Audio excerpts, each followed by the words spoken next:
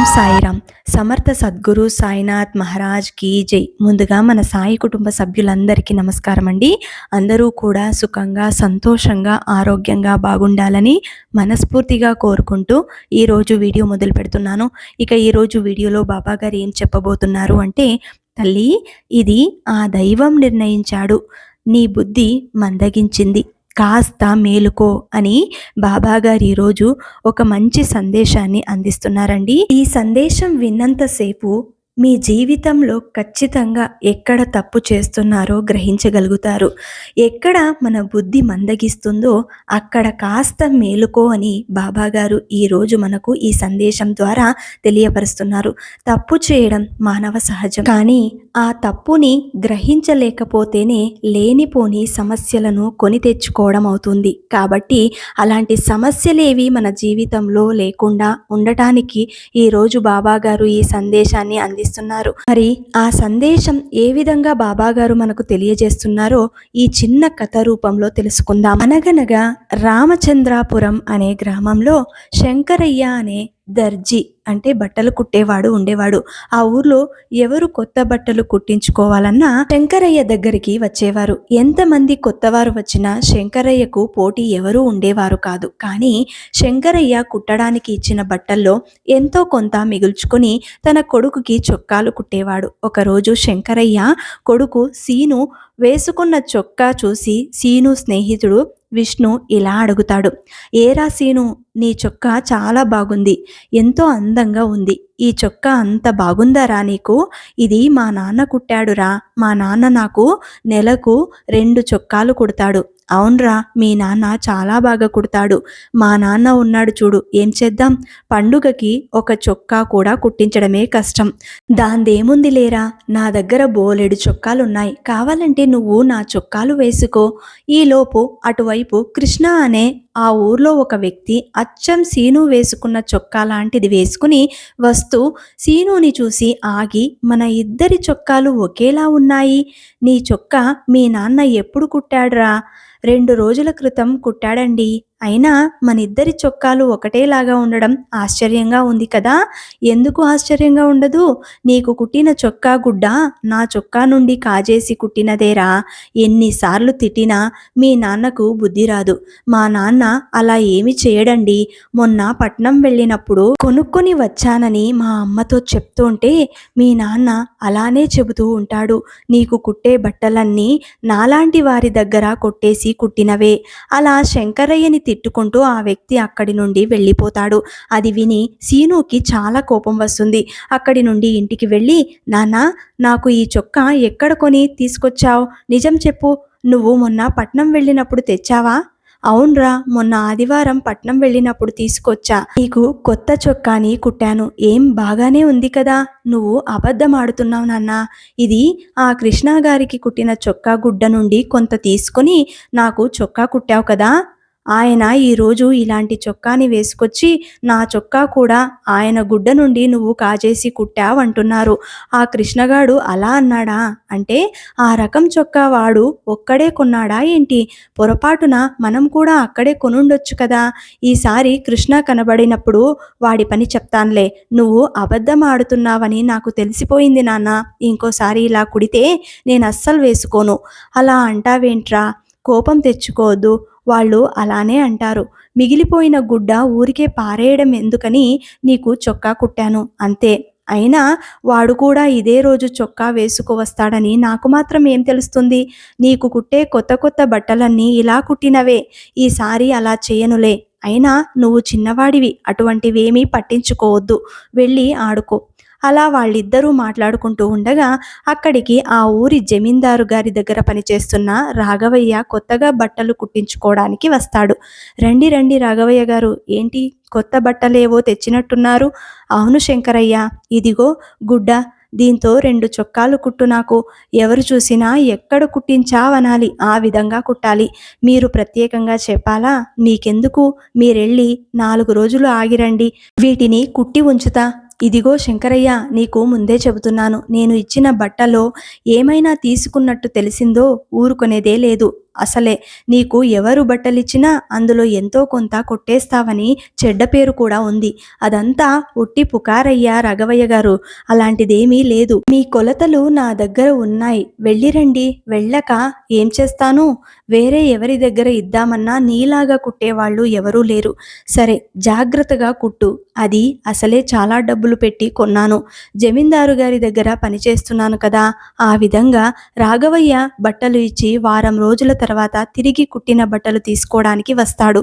అక్కడ శంకరయ్య కొడుకు సీను బయట స్నేహితులతో ఆడుకుంటూ ఉంటాడు. శంకరయ్య, నా బట్టలు కుట్టావా లేదా అన్నట్టు నీ కొడుకు వేసుకున్న చొక్కా అచ్చం నేనిచ్చిన గుడ్డలాగే ఉంది. అబ్బే, అలాంటిదేమీ లేదండి. ఏది చూపించు. ఇదిగో చూడండి, మీరు కుట్టమన్న బట్టలు ఇదిగో చూడు, అచ్చం నా చొక్కలాగే ఉంది.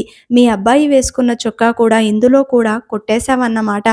నేను ఎన్నిసార్లు చెప్పినా నీ బుద్ధి మాత్రం మారదు. అలా అంటారేంటండి? మీరు తీసుకున్న బట్టను చూసి నేను మొన్న పట్నం వెళ్ళినప్పుడు అలాంటిదే మా అబ్బాయికి కూడా తీసుకున్నాను. అంతేకాని మీరిచ్చిన బట్టలో నేనేమీ కాజేయలేదు. నువ్వు అబద్ధాలు ఆడవద్దు. నీ గురించి నాకు మొత్తం తెలుసు. అయినా కనీసం ఒక్కసారన్నా నేను వేసుకోకముందే మీ అబ్బాయి వేసుకుంటే ఎలా? శంకరయ్య, నీ బుద్ధి తెలిసి కూడా నీకు బట్టలు ఇచ్చాను చూడు, అదే నా బుద్ధి తక్కువ. ఇంకెప్పుడు నీకు బట్టలు కుట్టడానికి ఇవ్వను. అలా శంకరయ్యను తిట్టుకుంటూ రాఘవయ్య అక్కడి నుండి వెళ్ళిపోతాడు. అలానే అంటారు, మళ్ళీ నాకు కాకుండా ఇంకెవరికిస్తారు? అయినా ఈ సీనుగాడు 2 రోజులు ఆగలేడా? కుట్టిన వెంటనే వేసుకుని తిరుగుతాడు. ఒరే సీను, ఇటురా. ఏంటి నాన్న పిలిచావు? ఏరా, నీకు అస్సలు బుద్ధుందా? ఏం చేస్తున్నావో తెలుస్తుందా? ఈ చొక్కా నిన్ననే కదా కుట్టాను, అప్పుడే ఎందుకు వేసుకున్నావు? ఈ చొక్కా నాకు బాగా నచ్చింది నాన్న. ఏ వేసుకుంటే ఏమైంది ఇప్పుడు? నీకు ముందే చెప్పాను కదా, ఈ చొక్కా వేసుకుని ఆ రాఘవయ్య ముందు తిరగవద్దు అని.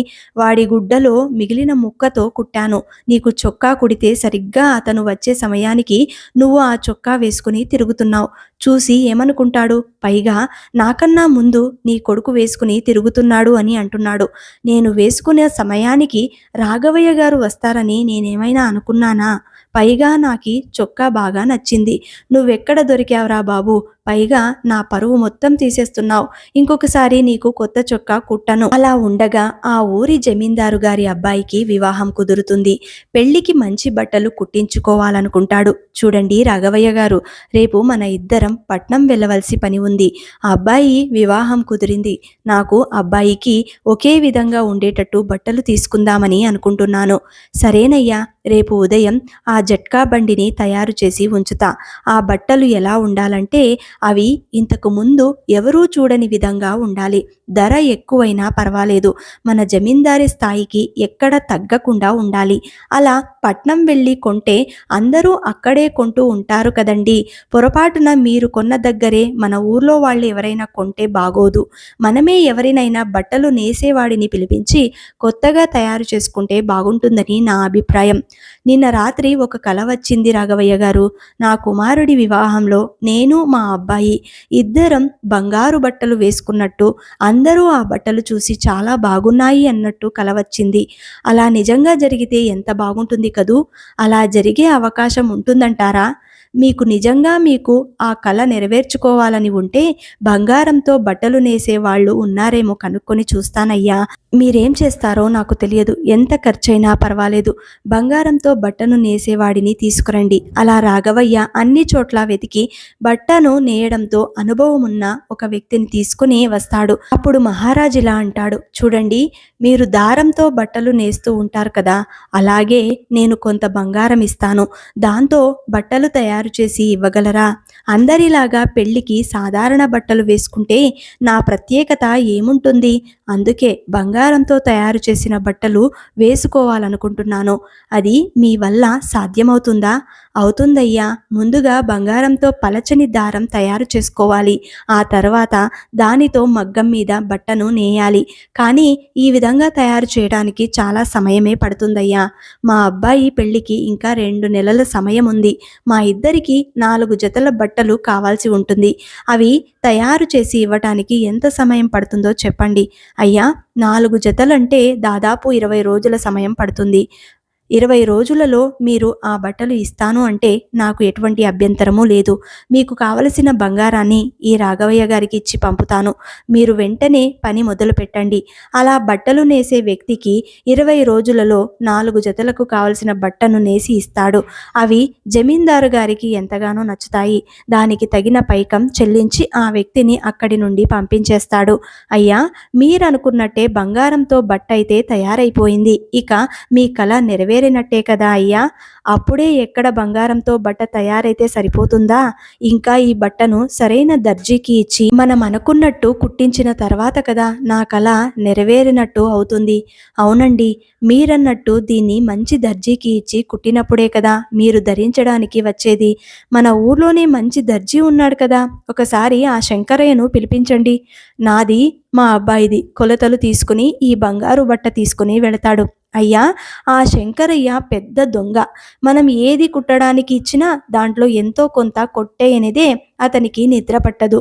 వాడు వద్దయ్యా, వేరే ఎవరైనా బాగా కుట్టే దర్జీని చూద్దాం. ఇంతవరకు నాకు కుట్టిన బట్టలన్నీ ఆ శంకరయ్య కుట్టిందే. చాలా బాగా కుడతాడు. వాడిలాగా పనితనం ఉన్నవాడినే నేను ఇంతవరకు చూడలేదు. అయ్యా, వాడి దగ్గర పనితనం లేదు అని నేను అనటం లేదు. మొన్న నేను 2 చొక్కాలు కుట్టమని ఇస్తే అందులో బట్ట మిగిల్చుకొని వాడి అబ్బాయికి చొక్కా కుట్టాడు.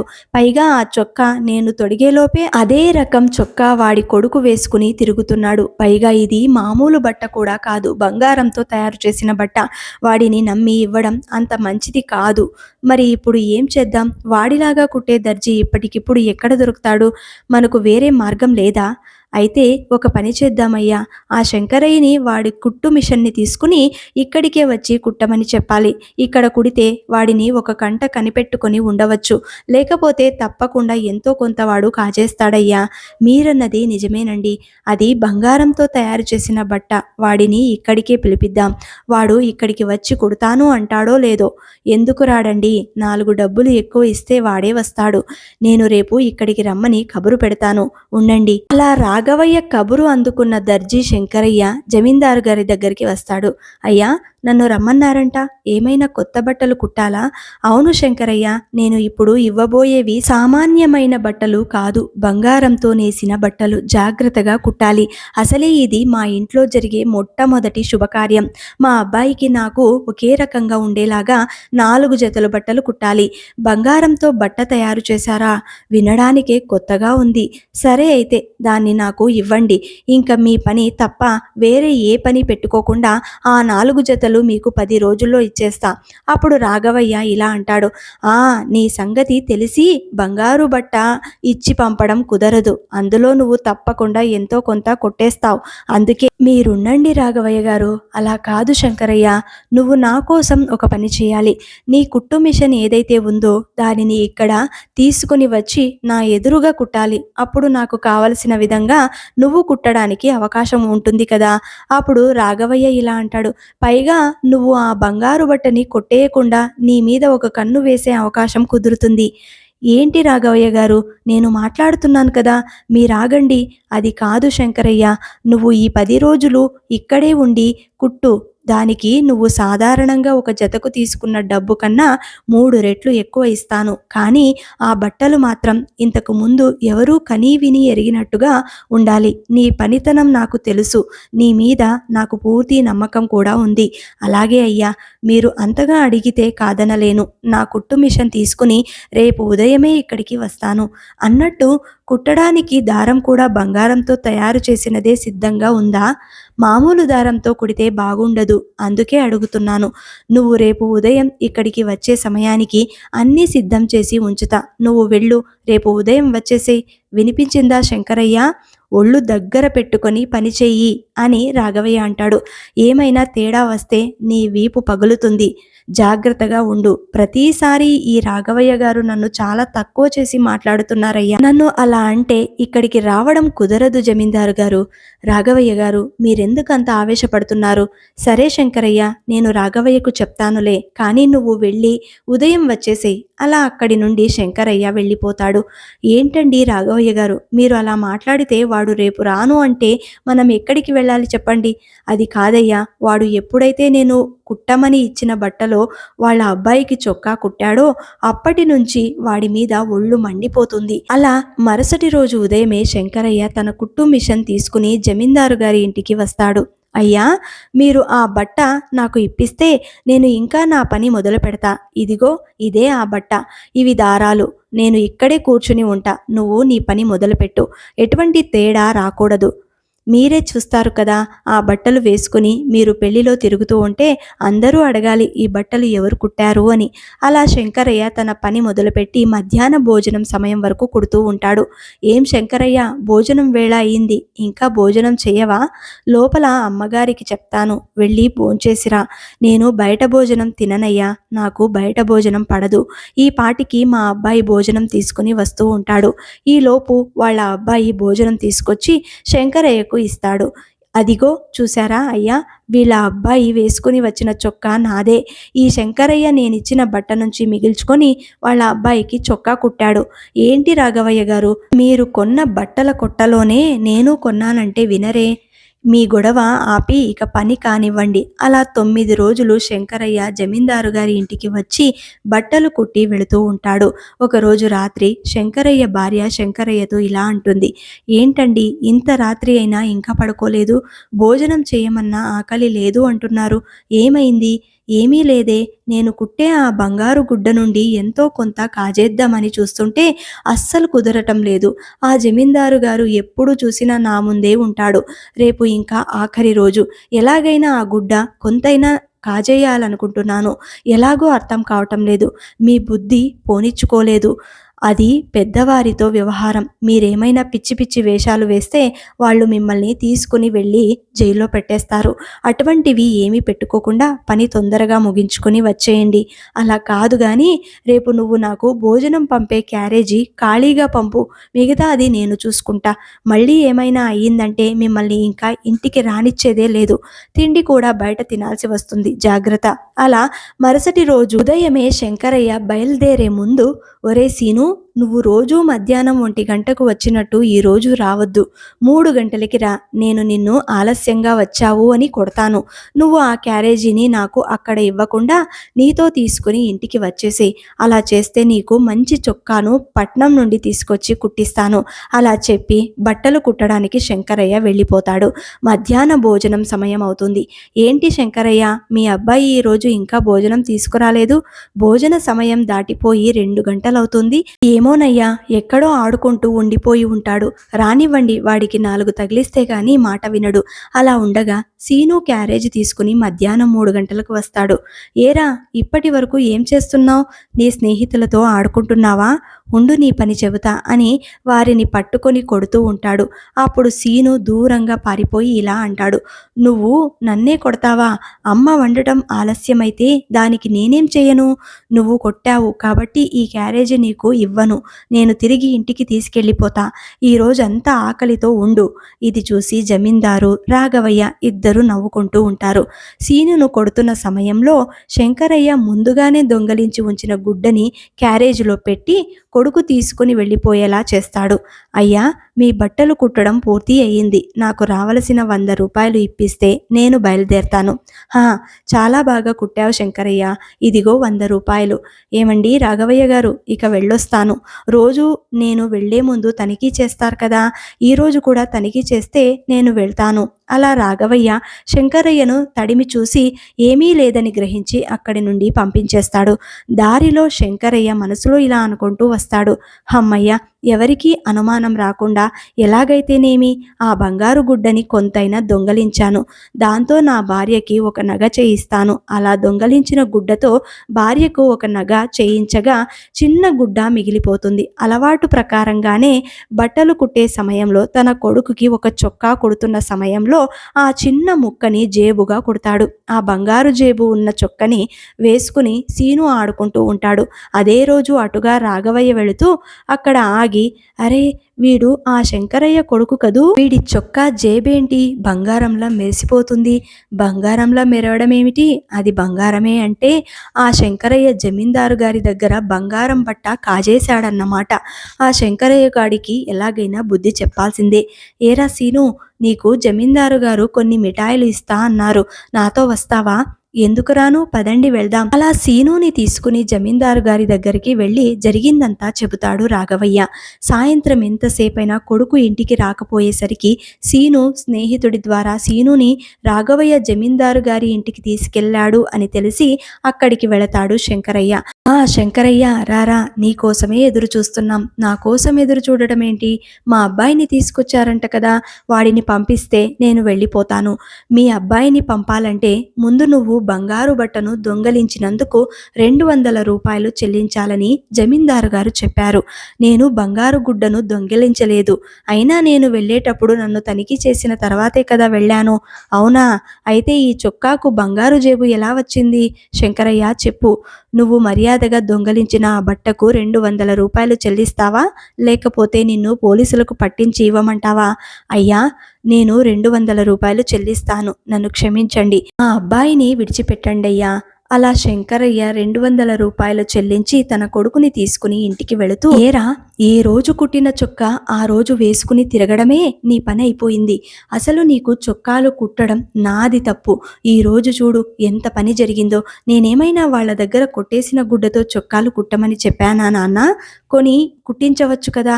అలా ఆ రోజు నుండి బయట ఎవరు బట్టలు కుట్టివ్వమని ఇచ్చినా అందులో నుంచి గుడ్డని మిగిల్చుకోకుండా చక్కగా కుట్టి ఇవ్వడం మొదలు పెడతాడు శంకరయ్య. ఈ విధంగా తాను చేసిన తప్పుకి శిక్షని అనుభవించినందుకు శంకరయ్య బుద్ధి తెచ్చుకుని తన జీవితాన్ని ఆ రోజు నుండి బుద్ధిగా నడుచుకుంటాడు. ఈ కథను బట్టి బాబాగారు మనకు అందిస్తున్న గొప్ప సందేశం ఏంటంటే, జీవితంలో ఏదైనా తప్పు చేస్తే దానికి మూల్యం తప్పకుండా చెల్లించవలసిందే. అది దైవం నిర్ణయించబడుతుంది. మన బుద్ధి మందగించినప్పుడు కాస్త మేలుకోమని ఆ భగవంతుడి రూపంలో మనకు ఇలాంటి సందేశాలను పంపిస్తూ ఉంటాడు.